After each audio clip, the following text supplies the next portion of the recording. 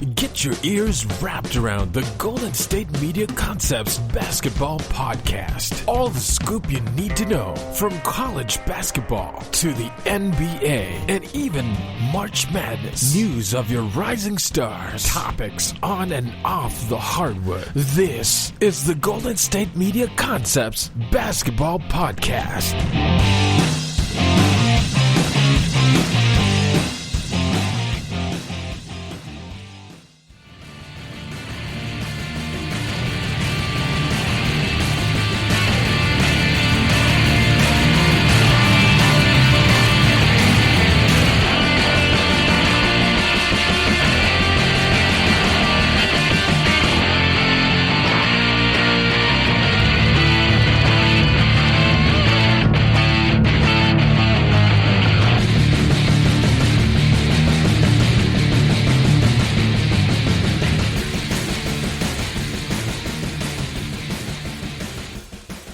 All right, guys, welcome to the GSMC Basketball Podcast. I'm your host on Mondays and Thursdays, Casey Foreman. Thank you for tuning in to today's podcast. This podcast is brought to you by the GSMC Podcast Network. Like I said, welcome in, guys. A packed show for you today. A whole lot to talk about with the NBA season coming to a close a couple of weeks ago. We finally now have some recent news, some news worthy of discussing, I should say. You know, we've had some small things, some coaches being signed, some things about some small things maybe about next season, but we finally have some concrete details as to what next year in the NBA will be looking like.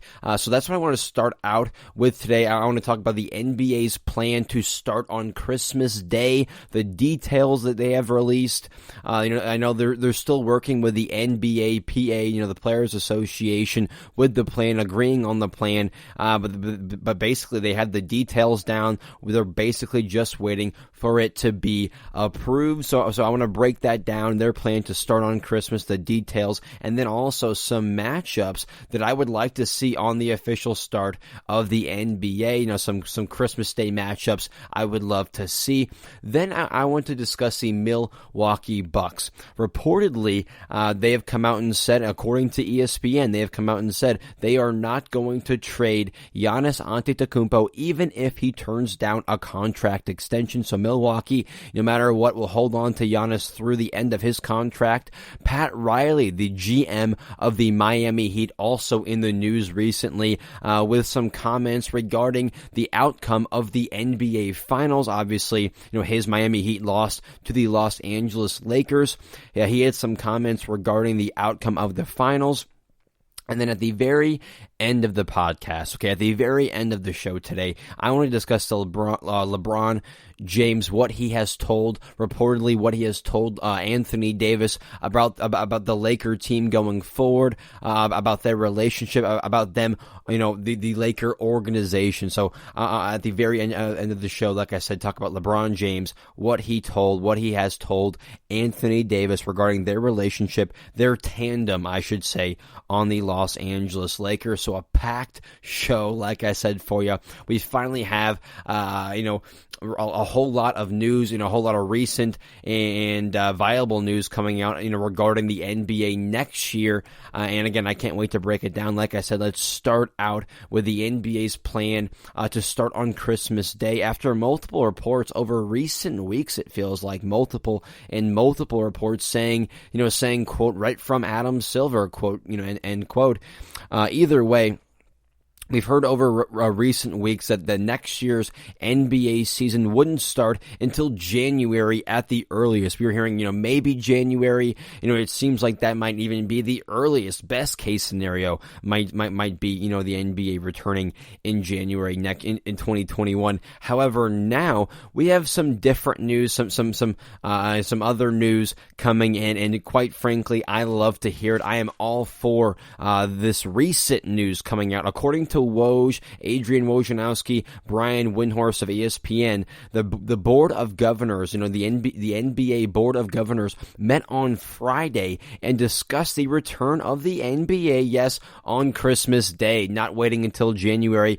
Christmas Day basketball is something I always look forward to, something I'm guessing all of you listeners usually look forward to as well. So yes, on Friday, the Board of Governors met and discussed bringing back the NBA, yes, on our beloved Christmas Day. That wasn't the only thing discussed, however. Like I said, many details were discussed regarding next year's season, not just the date of the beginning of the season. Yes, they're planning on playing on Christmas Day as of now.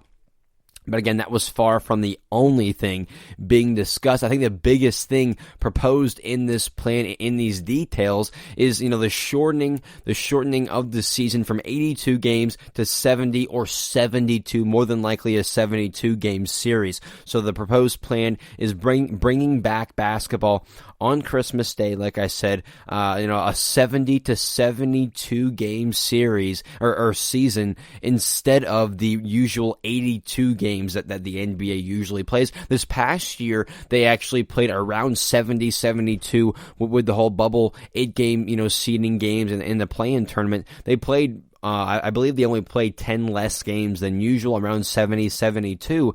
So it would be around the same amount of games we saw played this past season. We've known for a long time that the league has been trying to cut down on the overall amount of games, saving the players for the postseason, maybe cutting back on injuries.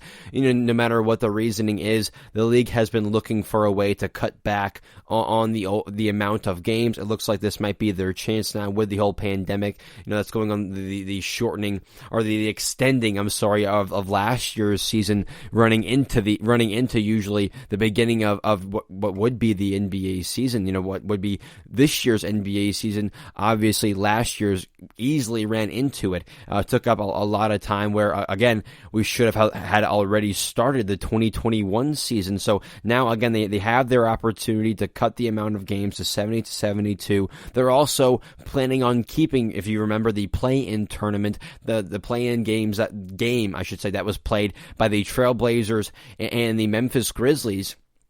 They are proposing to keep the play-in tournament. Yes, we will cut the amount of games this season by 10 games, but don't worry. We're not giving you 10 less games to make the playoffs. You still have a chance. I believe if they keep the same rules as last year or this past year, if you're, I think within two games or so of that 8th spot. I'm not quite sure. If you're within a couple of games of the 8th spot, you are available to play in the play-in tournament. If it is similar to the rules in Orlando. So a quick recap. Coming back on Christmas, 70 to 72 game season, keeping the play-in tournament similar to last year's play-in tournament in Orlando. So make sure you guys are keeping up to date. Keeping track on what I'm saying. So play-in tournament, 72 games. Also no All-Star break. We're also always, the players are also always used to playing or taking, a break around February, around the middle of the season. People say, that the season doesn't even start until All-Star break or until after Christmas at least. So All-Star break, however, next year with the whole pandemic, not having fans, not wanting to put players in situations they don't necessarily need to be playing in only games that they have to play. It's looking like there won't be an All-Star break next season. Instead of, they're looking to make basically give the players a 2-week vacation, a little bit of a break just in the middle of the season. I hope they still vote, because if they don't vote for All-Stars, I think that's going against people like LeBron James, who have so many All-Star appearances, perhaps, all-time history, looking at the all-time All-Star appearances, LeBron James obviously, making his case for, I should say, catching up to Kobe Bryant. I believe Kobe has the most All-Star appearances ever. Either way, LeBron James catching up to him in that sense. So if they also, altogether eliminate the All-Star game, I hope they still have All-Stars. If you're not having an All-Star game, you still have to have All-Stars. You still have to, I guess you don't have to pick teams anymore, but you still have to have All-Stars. You still have to have that achievement for the players. Otherwise, for players who aren't playing for the postseason, players who aren't playing, who simply, aren't, again, who don't make the postseason, the playoffs, who played simply for the regular season, they're playing for those achievements, for those accolades, to be recognized as one of the best, regular season players. So at least, if they're not having an All-Star game, I think that at the very least, they still have to have the All-Star voting,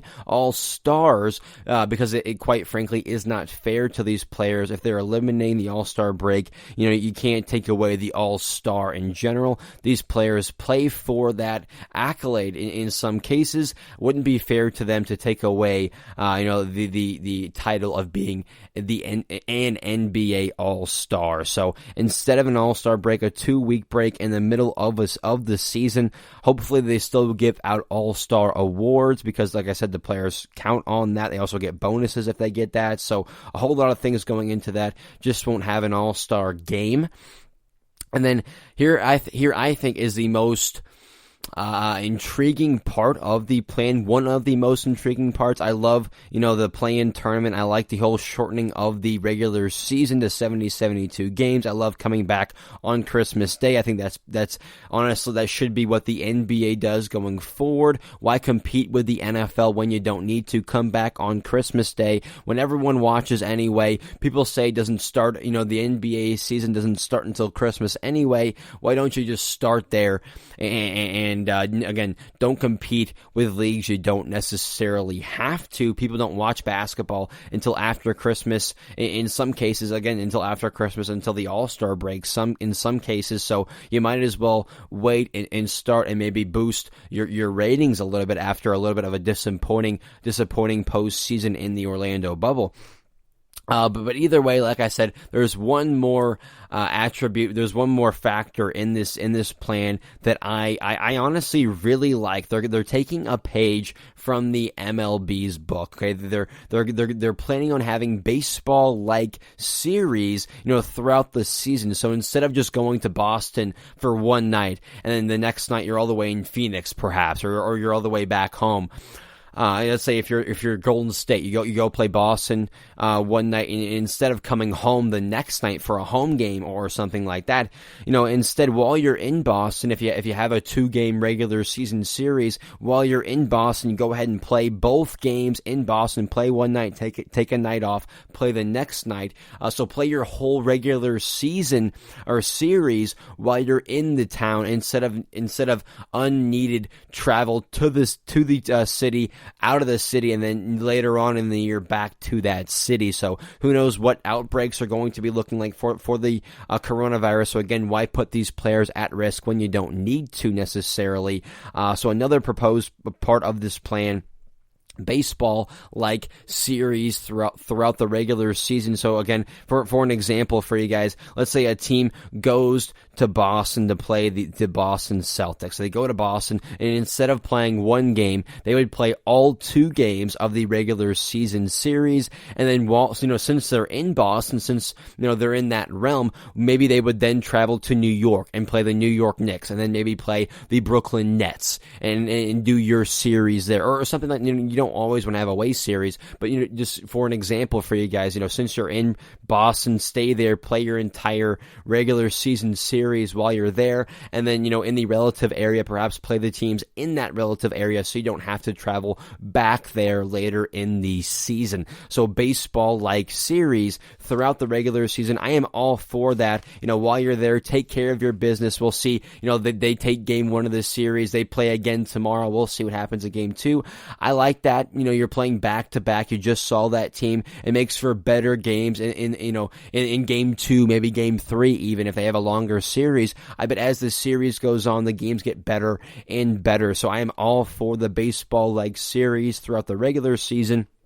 Again, taking a page from the MLB's book, not putting the players at risk, not moving them as much if they don't need to, right? So I love that move. Obviously, no bubble this year. They would travel to city like baseball has, like the NFL has. So no more bubble, trying to go out into the cities, perhaps bring a little bit more money to the arenas. Maybe I think right now they're planning on maybe allowing 500 people or so into each home game as of right now. So maybe putting some money back into these stadiums, into these arenas, into these organizations. Because I don't know if you guys realize this. I didn't even, quite frankly, realize this until I found the stat online. But do you know the amount of revenue that comes from just fans buying tickets, fans in seats in stadiums?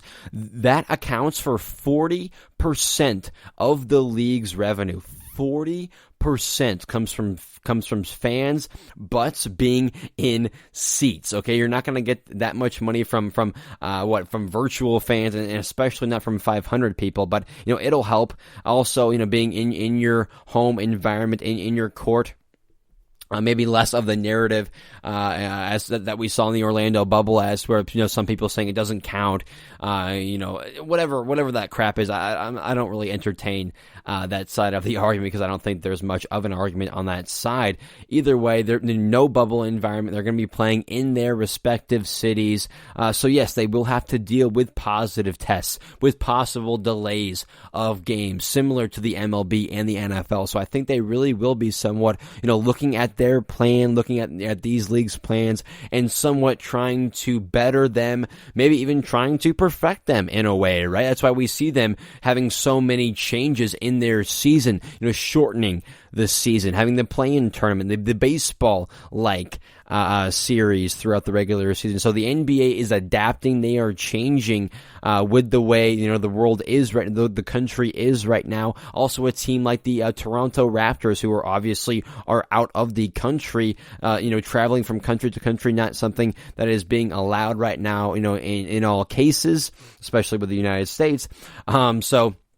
Obviously, Toronto needs to find a temporary home in the country, since teams won't be able to travel to Canada in and out of the country so easily. So, that's another factor going in. The Toronto Raptors have to find a new home for the regular season, which is kind of a bummer for them, not being able to play in front of their home fans, who in some random city is going to want to. Exactly. So, but there really won't be more than 500 people in these stands. So how much can 500 people in a random stand do, anyway? So I don't see that having a big factor, but my main point is so many factors going into this year's season. The NBA is continuing to adapt and better their league, quite frankly, for the safety of their players and for the league itself. Okay, you can't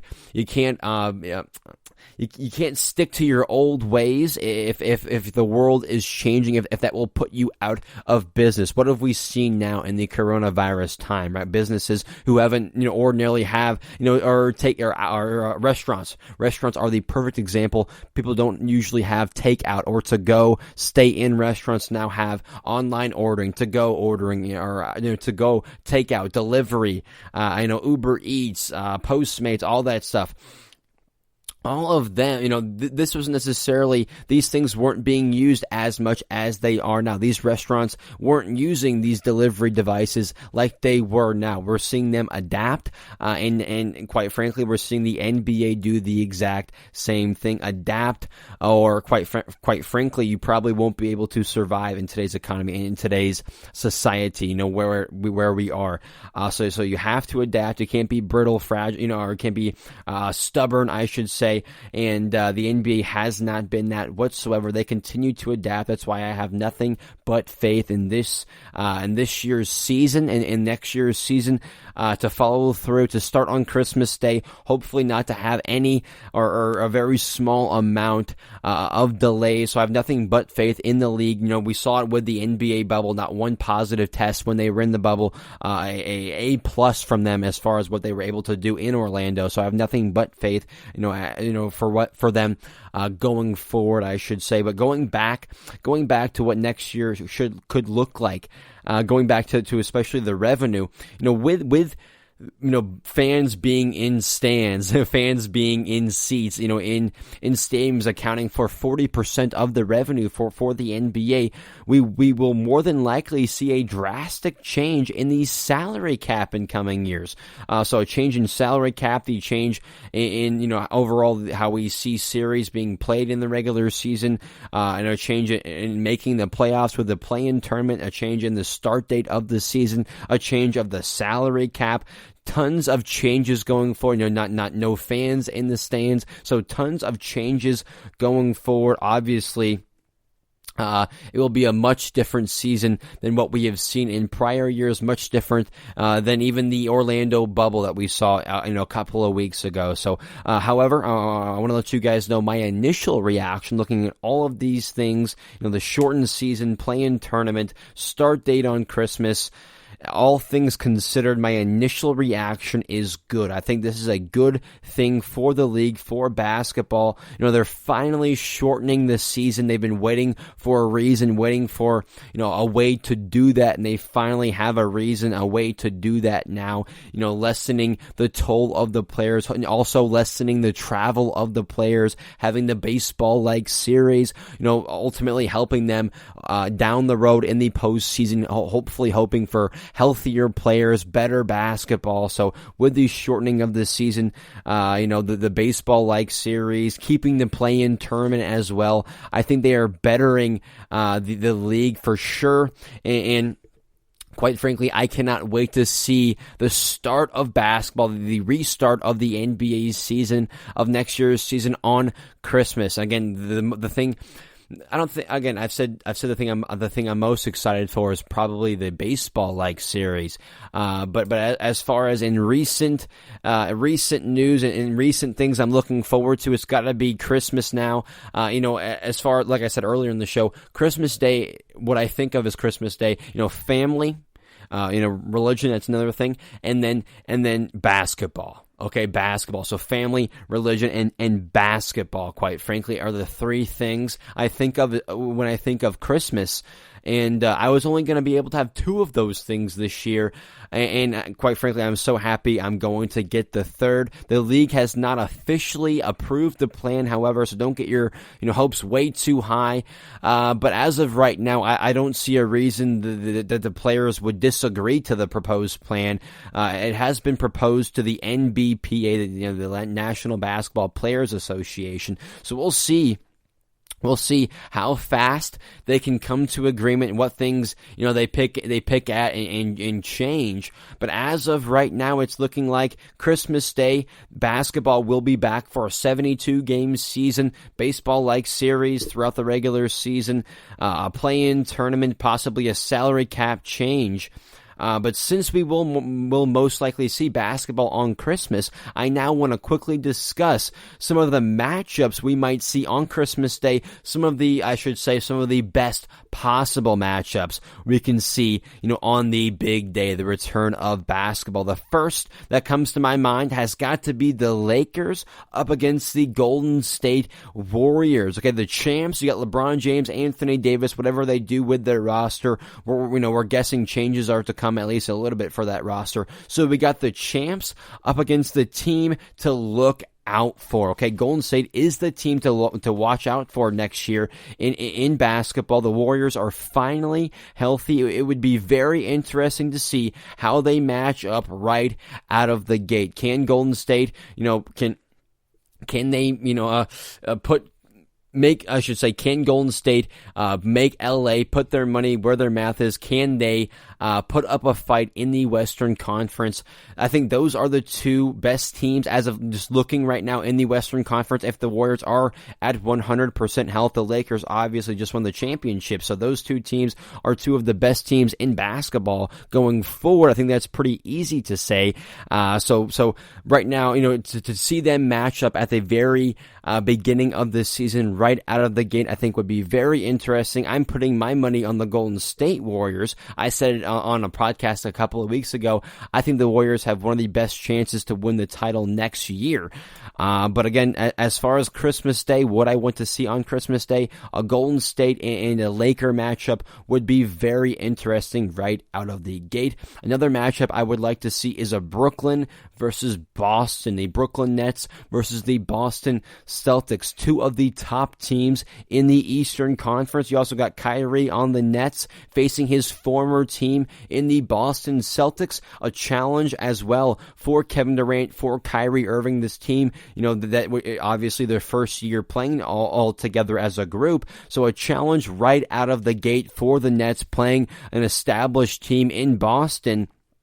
It would be able to tell us, how does Kevin Durant look? Is he, how is he looking health-wise? How is he looking with the duo of Kyrie Irving? How is this roster looking all together? So I think if they play a challenging team, a tough team right out of the gate like Boston, it would, as well as, it was, similar to Golden State and the Lakers, it would also be a very interesting matchup. Another one I would love to see, Miami, Milwaukee, a rematch of the Eastern Conference semi-conference finals. I think it was only the second round of the playoffs when the Bucks got sent home. Either way, I would love to see what Giannis does against this Miami team, which clearly marginalized him and the rest of his teammates. Can Giannis prove that last year, what happened last year, will not happen again? I don't think he can prove that right away, but he can put some of those doubts to rest if he goes out there and dominates Miami. In the first game of the season, their whole zone thing, keeping him out of the paint, doesn't work. He's knocking down outside jumpers. So if we saw a Miami-Milwaukee game right out of the gate, I think that would also be a telling tale of what Miami is looking like and what Milwaukee is looking like for the season going forward. It also gives Miami a chance to prove it was not a fluke, us winning the Eastern Conference. It also proves or reminds everyone that doesn't know or who forgot that they are legit. They are a legit team in the NBA, not just the Eastern Conference, in the NBA. So Milwaukee versus Miami, another interesting matchup. What about the Clippers and Denver? Okay, the Clippers against the team that obviously embarrassed them, exposed them, if you will.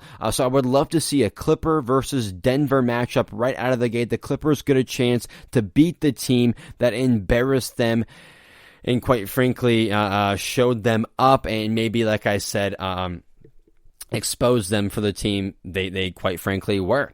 So Clippers versus Denver, or maybe a Clippers versus Toronto. I would love to see Kawhi versus the team he left. They both came up short in the postseason last year, proving I think they both were big pieces to winning the title. One not necessarily bigger than another. Kawhi needed that tough mindset, that tough group in Toronto. Toronto needed a guy to go get a bucket and to get a stop in Kawhi. So I think they both needed each other. That has been proven now. I would also love to see those two teams match up now that we know they both needed each other, and perhaps Kawhi honestly should... I don't want to say he shouldn't have, but maybe he shouldn't have even left Toronto in the first place. They could have given him the most money. He could have had a whole country, in his corner. They just won a championship, a very good roster. They had an even better record the year after you left.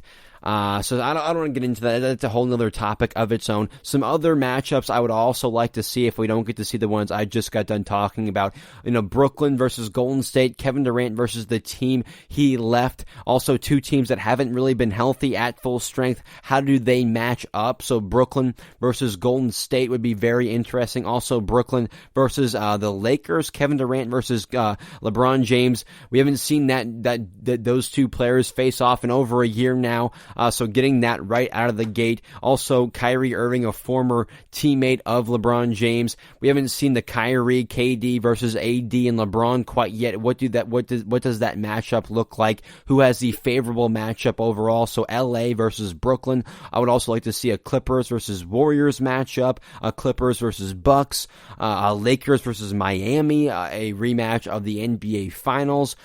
I want to talk about it at the very end of the show, what Pat Riley says. Maybe that will make the Laker-Miami matchup a little bit more interesting. Stick around until my third segment to hear what Pat Riley said about the NBA Finals. But either way, No matter what we get on Christmas Day, I will be watching, and I will be happily watching. No matter what matchups we get, I will just be happy to have basketball on Christmas. This is great news. All the details that have been released. Overall, I think this is great news for basketball. I want to take a quick break. When I come back, I want to discuss the Milwaukee Bucks, their comments on Giannis regarding his whole contract situation. That is coming up after the break. Don't go anywhere. Are you looking for the very best NFL and college football podcast? Then check out the GSMC Football Podcast. Get the latest football news both on and off the field. From the NFL Draft to trades to the rumor mill to the NFL Combines, they got you covered. That's GSMCpodcast.com/football-podcast. Get updates on college rivalries, game day insights, and much, much more. It's football talk the way you want it. This show eats, sleeps, and breathes football. Don't forget to like them on Facebook and follow them on Twitter. Visit GSMCpodcast.com for more info.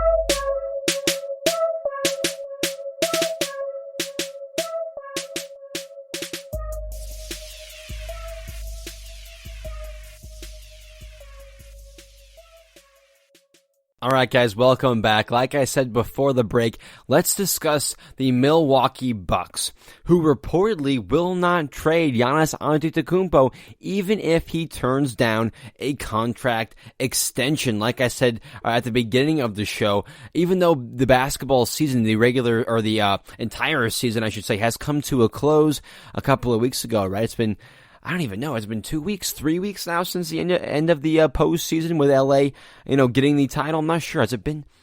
Either way, right? Either way, it's the end of the NBA season.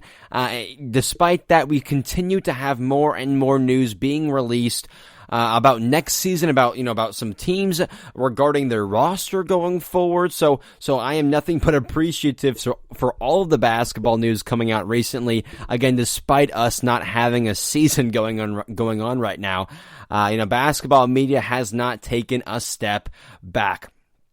Either way, that's not what we're talking about here. We're talking about the Milwaukee Bucks, right? They reportedly, like I said, will not be trading Giannis, even if he turns down a contract extension. Again, this is coming from ESPN. That's my source, ESPN. They did a segment on it a little bit ago, I think. I wanted to wait a little bit, do a little bit more research myself. But yeah, as of right now, what Milwaukee has come out and said is, even if our guy in Giannis does not commit to us right now, we will remain committed to him. We'll not trade him. We'll see, we'll see out the end of the contract, despite hearing otherwise from Giannis. We know after the Bucks got eliminated from the postseason, reportedly Giannis had a 3-hour meeting with the Bucks GM on how to improve the team. So hopefully they got a little bit of insight as to what Giannis wants, as to what will keep him in Milwaukee, and that is why we hear this coming out from the Bucks organization. But with Giannis, being the back-to-back MVP, and with him only having 1 year left on his deal, yes, obviously this is big news, and this is something that needs to be discussed. But a big question that needs to be asked here. Okay, a big question here after hearing the Bucks say that: are we buying what they are selling? Okay, are we buying what they are selling? Because this is obvious, okay? Nobody wants to lose their franchise player. Nobody wants to lose their best player. That's an easy question. Duh, no one wants to get worse or lose, let alone their best player, let alone an MVP of the league. That's a no-brainer. Nobody wants to lose that. But as we have seen in the past, if you look at prior years in NBA history, if you don't put the right pieces around this guy, around your guy, if you continue to not be competitive when it matters most in the postseason, if you continue to do that, they will leave. Okay, it's not, yes, they might leave if you don't. No, they will leave. Okay, and if you expect otherwise or hear otherwise, I don't know. I don't know what to tell you. Okay, even if you expect otherwise, I have nothing but examples to give you. Two quick examples off the top of my head. LeBron James in Cleveland the first go-around. Not enough talent on that roster. Coming up short in the postseason. When it all, a great regular season team, that Cleveland Cavalier, a couple of them were, at least not all of them, but a couple of them, LeBron James-led teams were very good in the regular season, however, came up short in the postseason because of the lack of talent, lack of depth on the roster. So LeBron James in Cleveland is the first example. And then what about Kevin Durant in Oklahoma City Thunder, an MVP of the league? He seemingly had anything he wanted, a scoring champ, an MVP. He was somewhat the leader of the team. It was the face of the franchise, and OKC knew nothing but that. People thought he was going to be an Oklahoma City Thunder player for life, okay, until he retired. That was what people were thinking about Kevin Durant. However, Russell Westbrook, not the right piece for Kevin, not the right point guard for Kevin. They kept putting their faith in Russell instead of KD. He leaves for Golden State for a better situation. Okay, so LeBron James, LeBron James from Cleveland, okay, or from Ohio, not from Cleveland, from Akron, but from Ohio. Okay, he's from the state that drafts him, okay, and still leaves. That isn't even enough to keep LeBron James a homegrown guy. So you think a guy from Greece who's living in Milwaukee will stay just because the fans are super nice, or just because he loves Milwaukee so much? I'll break it to you, that's not the case. Okay, there are always better places out there.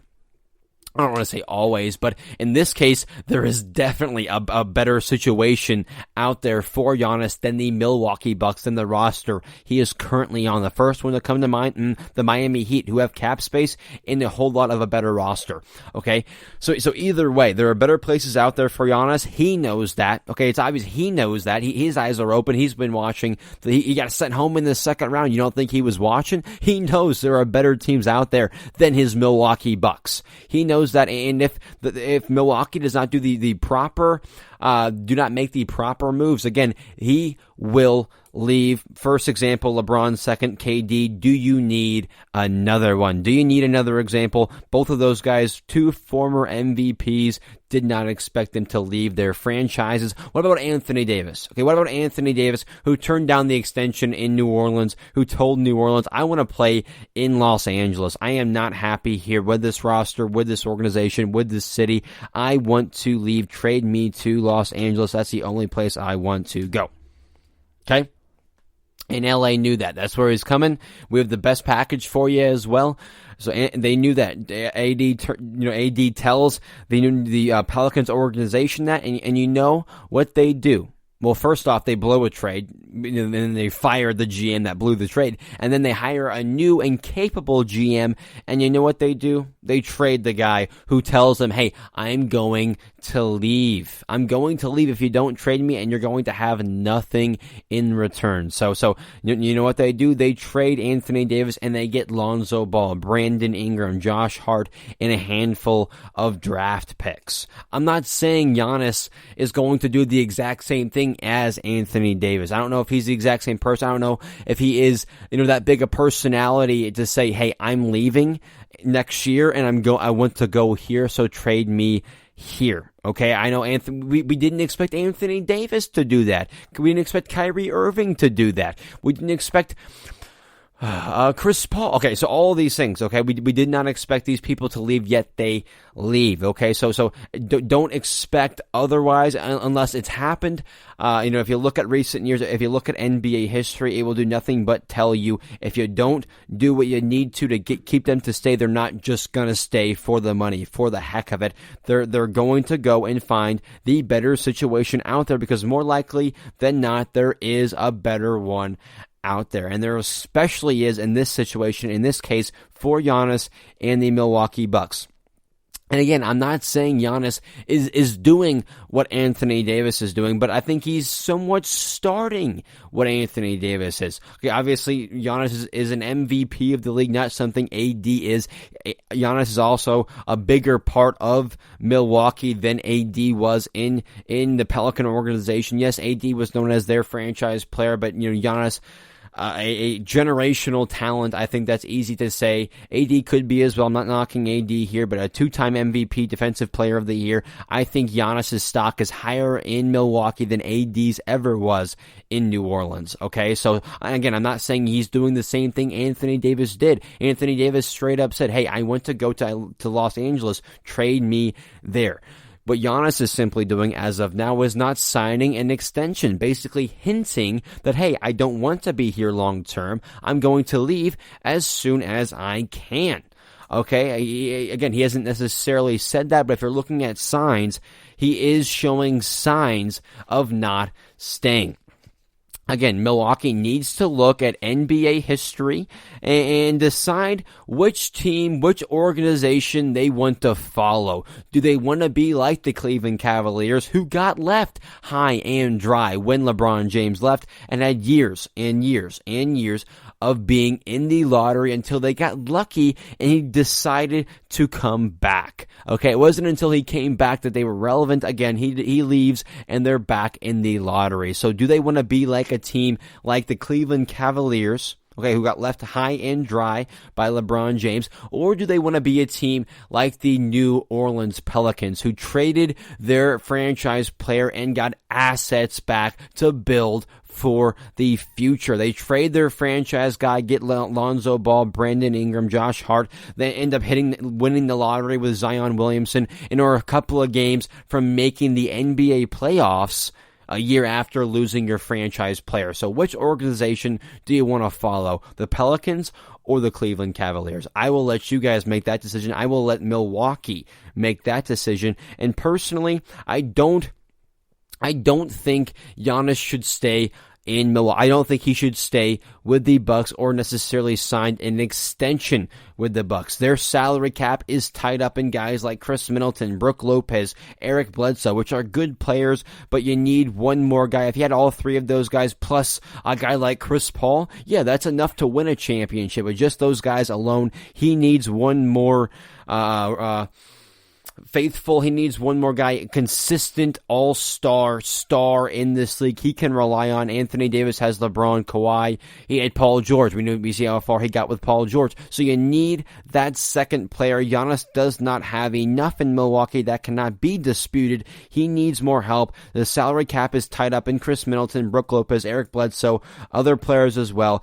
So unless Milwaukee gets aggressive and gets aggressive with trade, starts calling up teams, calls Oklahoma City for Chris Paul, unless they get aggressive and can get Giannis the second star that he needs, Giannis will leave Milwaukee and they need to get something while they can. Like I said, they need to get something while they can. Do you want to be like the Cleveland Cavaliers, or do you want to be more like the New Orleans Pelicans, who are obviously in a better position going forward still than the Cleveland Cavaliers? So it's up to Milwaukee. Which team do you want to follow? My gut, however, is telling me that Giannis and the Bucks will go for it one more time, one more season. So he's going to stay this year. They're not going to trade him. They're going to try it one more time in the Eastern Conference, which is doing nothing but improving. I should let you guys know they're doing nothing but improving, the Eastern Conference is. But again, I think Giannis and the Bucks are going to go for it one more time, and they're going to come up short. It's not going to be enough, and we may see some small changes in the roster, like maybe an addition of Gallinari. What they need to do is call up the Oklahoma City Thunder and get Chris Paul on the roster. Perhaps that would be enough from what we saw from him over this past year. If you can keep a couple of other pieces and get Chris Paul on your team, yeah, I would be happy to see I think it's easy to say Milwaukee would be in a much better position than they are now. Either way, I think they make some small changes, go for it one more time, but it is not enough. They come up short once again in the NBA postseason. Giannis will then leave Milwaukee, quote, high and dry.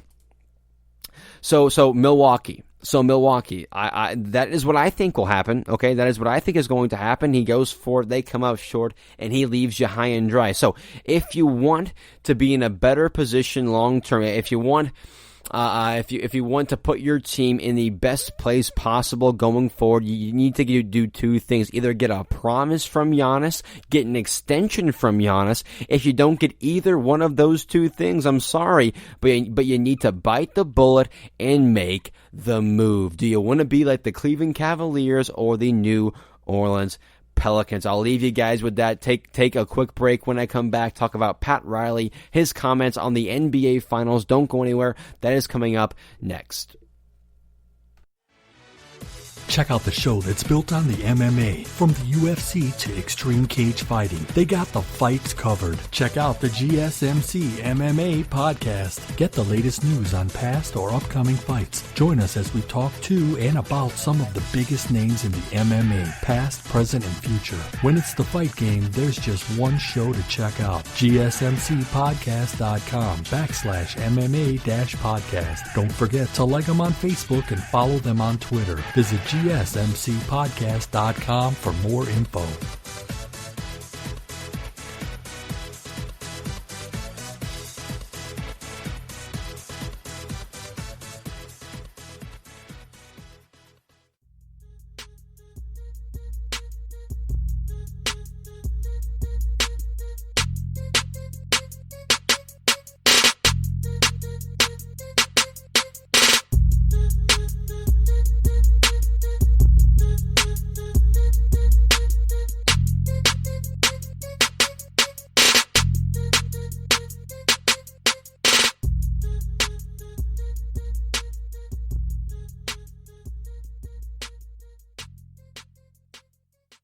All right, guys, welcome back. Like I said before the break, let's discuss Pat Riley, the GM of the Miami Heat. He is in the media recently because of his comments on the outcome of the NBA Finals. Obviously, after losing to the Los Angeles Lakers, like I said, he is now in the media with some comments regarding how that series ended. Okay, he said, to quote him, he said, "They beat us fair and square. They're the best team. They were the best team. Okay, they beat us fair and square. They were the best team.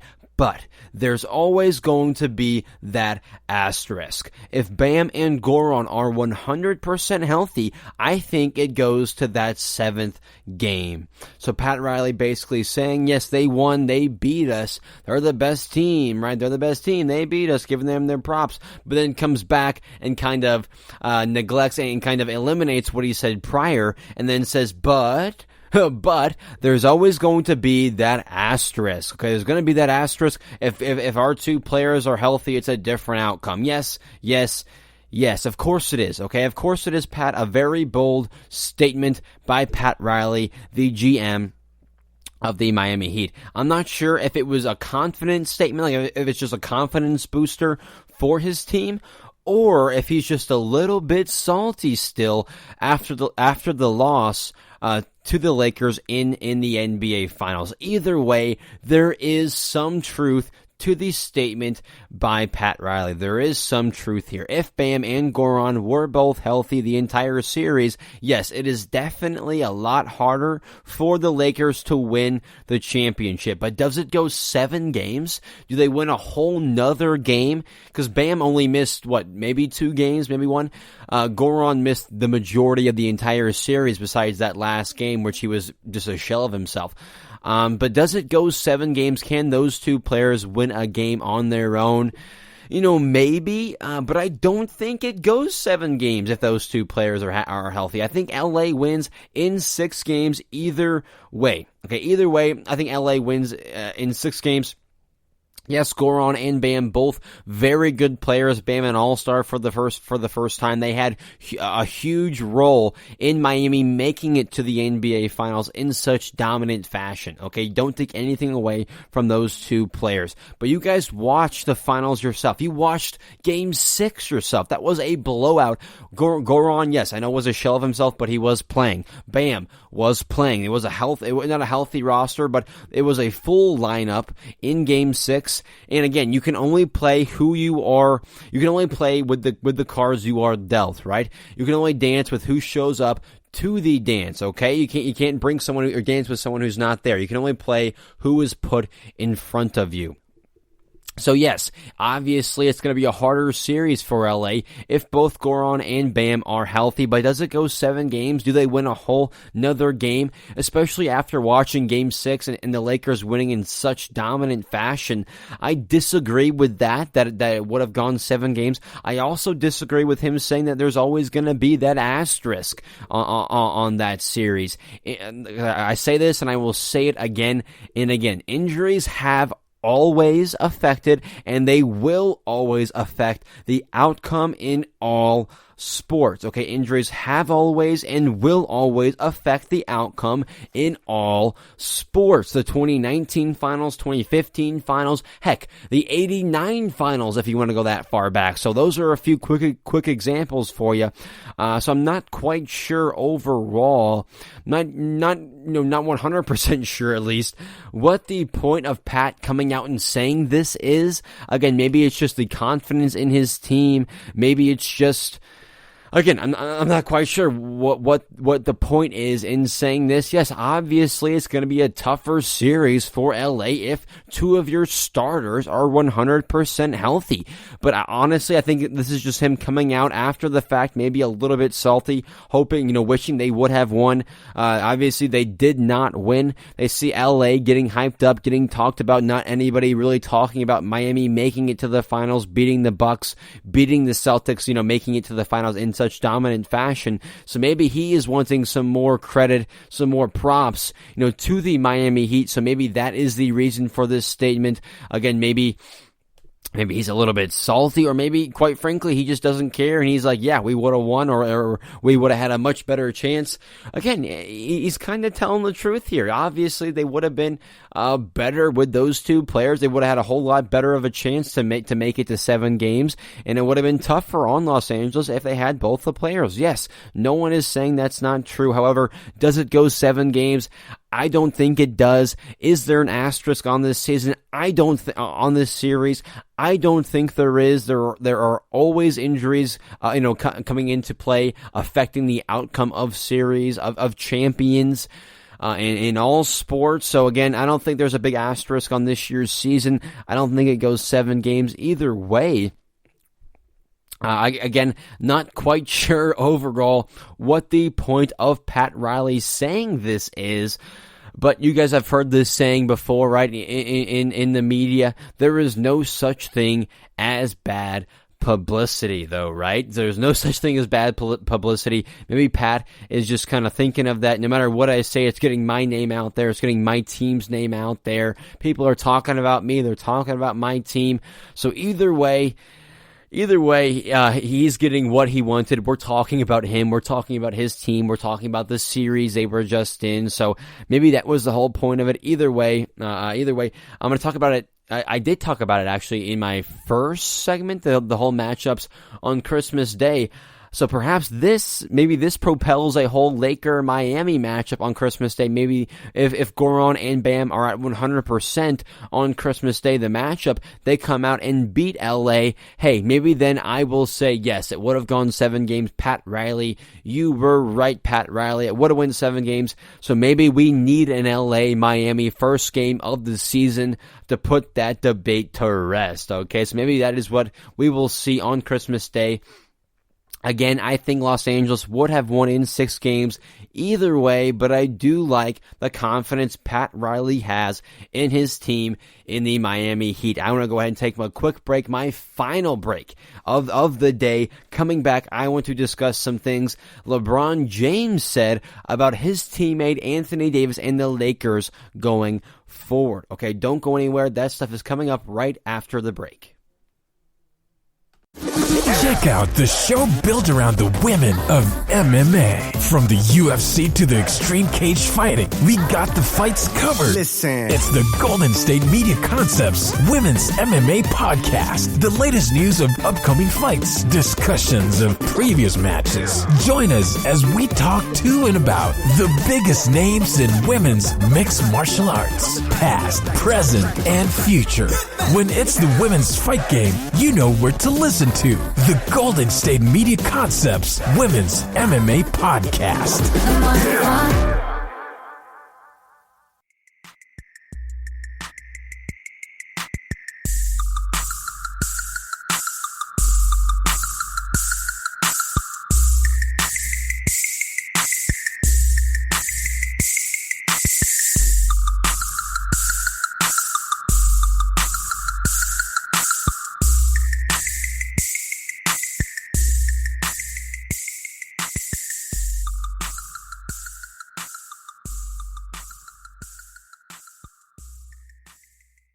All right, everybody. Welcome back to my final and shortest segment of the show that I am naming LeBron Said What? Okay, LeBron Said What? That is what I wanted to discuss. What did LeBron say? Since the Lakers are our NBA champions, they continue to be in the media. Rightfully so. They're the champions. We should keep talking about them, right?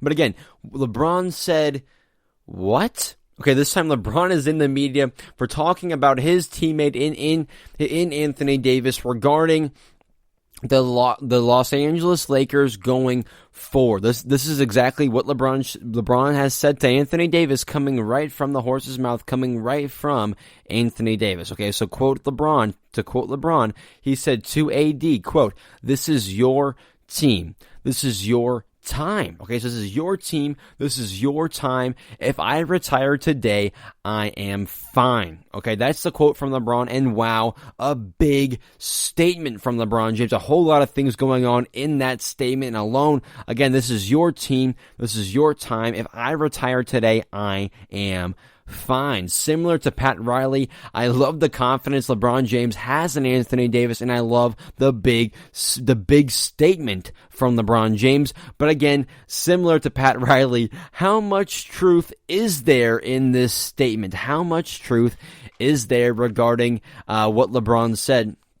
Because if you remember correctly, LeBron was second in MVP voting this past year. LeBron also just won the championship, obviously, and won his fourth Finals MVP. So his fourth Finals MVP, almost won his, would it be his fifth regular season award, MVP award? Either way, didn't win it, was second in MVP voting, just got the Finals MVP, and in my opinion, right now, he is still the best player in the world, the best player in basketball. You know, based off what I just saw from him in the Finals and in the NBA playoffs, it's easy for me to say he's the best player and is clearly the leader of the Los Angeles Lakers. That's clear to me. That's easy for me to say off his Finals MVP performance, what he did in the postseason. You know, 5 games, almost 5-5, and goes 6 with Miami. Either way, some dominant performances from LeBron James. And again, from what I saw, it's easy for me to say he's still the best player. And to hear him come out and say, you know, this is your team, your time now. It's true. This is definitely Anthony Davis' time to stand up and somewhat try to be the leader of the Lakers, transition from a LeBron-led team to an Anthony Davis-led team. So it's definitely going on to be that time for LeBron to pass the keys to the car on, you know, to AD, to his next guy, right? It's pretty much that time, or almost that time for LeBron. And it almost seems like he's willing to do so, saying, you know, him himself saying this to Anthony Davis. But again, the only problem I have with that is, after watching you guys in the postseason, it's clear that, no, LeBron, it's clear that you are still the leader of this team. This is your team. Maybe Anthony Davis's time to start, you know, showing out and, you know, showing everyone who he is as far as an all-time status.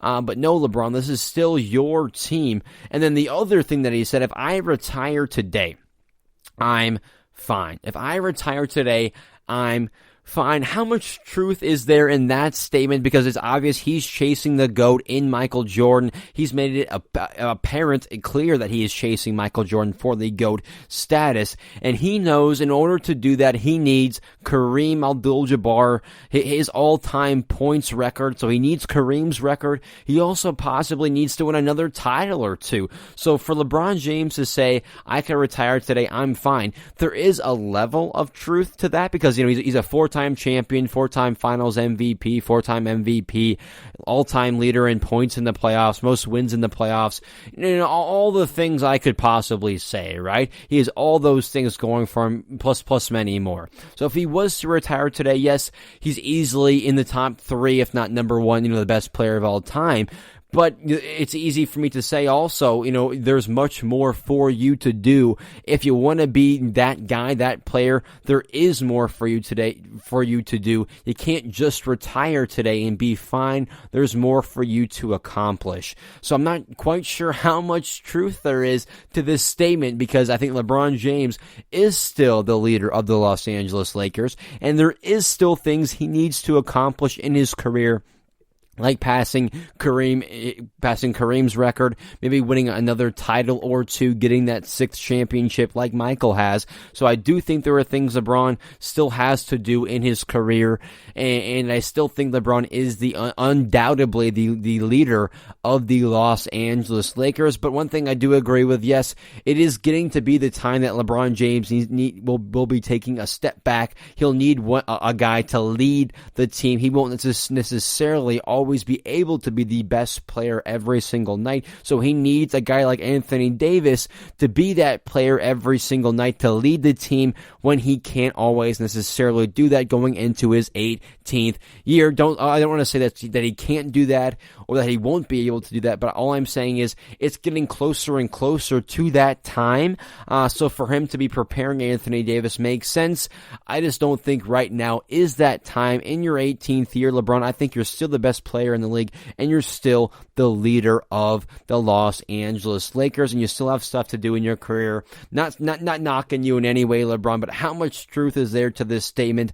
I don't know if I'm buying exactly what LeBron is selling. What do you guys think? Leave me a comment or review below on Facebook, on Twitter, whatever social media you use, also on whatever platform you are listening on. Leave me a comment or review on this matter or on what you thought of today's podcast, because that is going to be it. That is the end. This is the end of the GSMC basketball podcast. Thank you all for your continued support. Again, this is my first podcast of the week on Monday. I'll be right back here on Thursday for you guys. Keep it here. Go check out our other podcasts, our football podcast, our baseball podcast. The World Series are going on as we speak. So go check out the many podcasts we have to offer at the GSMC podcast network. As for me, though, here at the GSMC Basketball Network, I'll see you guys on Thursday. You've been listening to the Golden State Media Concepts Basketball Podcast, part of the Golden State Media Concepts Podcast Network. You can find this show and others like it at www.gsmcpodcast.com. Download our podcast on iTunes, Stitcher, SoundCloud, and Google Play. Just type in GSMC to find all the shows from the Golden State Media Concepts Podcast Network, from movies to music, from sports to entertainment, and even weird news. You can also follow us on Twitter and on Facebook. Thank you, and we hope you have enjoyed today's program.